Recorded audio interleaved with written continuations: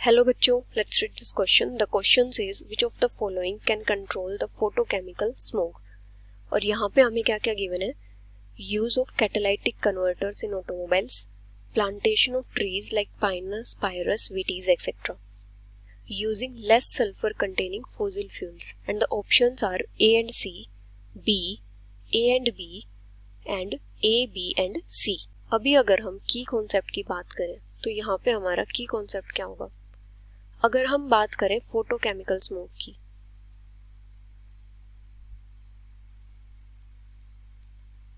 तो जो photochemical smoke में जो प्राइमरी प्रिकर्सर्स होते हैं, मतलब जो प्राइमरी पोल्यूटेंट्स होते हैं, वो कौन से होते हैं? अनसैचुरेटेड हाइड्रोकार्बन्स और oxides of nitrogen. Unsaturated hydrocarbons and nitrogen oxides. यहाँ पे क्या होता है कि ये जो अनसैचुरेटेड हाइड्रोकार्बन और जो नाइट्रोजन ऑक्साइड्स होते हैं, सनलाइट के साथ रिएक्ट करके क्या फॉर्म करते हैं? Oxidising agents.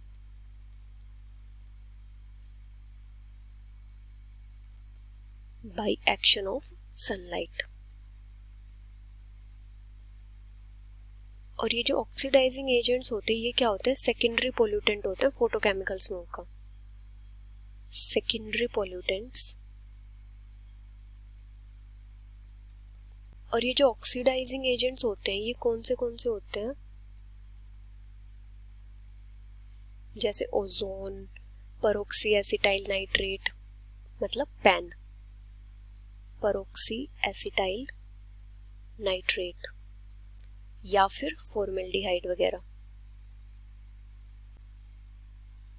अभी क्या होता है, जो नाइट्रोजन डाइऑक्साइड है, ये सनलाइट से एनर्जी अब्सॉर्ब करके ब्रेक होता है फ्री ऑक्सीजन एटम और नाइट्रिक ऑक्साइड में। और वो जो फ्री ऑक्सीजन एटम है, वो क्या करता है? एटमॉस्फेयर से ऑक्सीजन के साथ कंबाइन होकर क्या फॉर्म करता है? ओजोन फॉर्म करता है। मतलब नाइट्रोजन डाइऑक्साइड से क्या फॉर्म होगा? नाइट्रिक एसिड और फ्री ऑक्सीजन एटम। और ये जो फ्री ऑक्सीजन एटम है, ये एटमॉस्फेयर से ऑक्सीजन के साथ कंबाइन करके क्या फॉर्म करेगा? ओजोन फॉर्म करेगा। और ये ओजोन क्या होती है? मेन कंपोनेंट होती है फोटोकेमिकल स्मोक का। तो जो मेन कंपोनेंट्स है फोटोकेमिकल स्मोक के, वो क्या क्या है?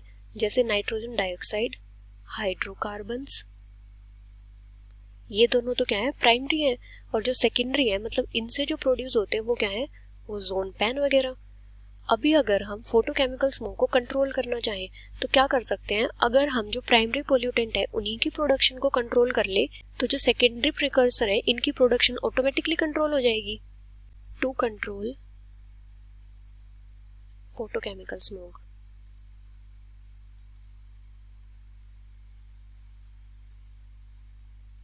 तो हम जो प्राइमरी पोल्यूटेंट्स हैं उनकी प्रोडक्शन कंट्रोल करने के लिए क्या कर सकते हैं? जैसे जो ऑटोमोबाइल्स हैं, उनमें अगर हम कैटालाइटिक कन्वर्टर यूज कर ले, तो क्या होगा? ये जो कैटालाइटिक कन्वर्टर होते हैं, ये एटमॉस्फेयर में हाइड्रोकार्बन और जो नाइट्रोजन ऑक्साइड है, उनके रिलीज को प्रिवेंट करते हैं by using catalytic converters in automobiles.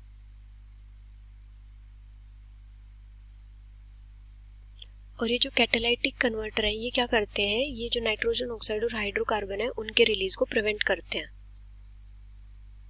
Prevent the release of hydrocarbons and nitrogen oxide in atmosphere. अभी एक सेकंड सॉल्यूशन और क्या है कि कुछ प्लांट्स होते हैं, जैसे पाइनस, पायरस, विटीज या फिर जूनिपेरस। ये क्या करते हैं? ये नाइट्रोजन ऑक्साइड को मेटाबोलाइज कर सकते हैं। Can metabolise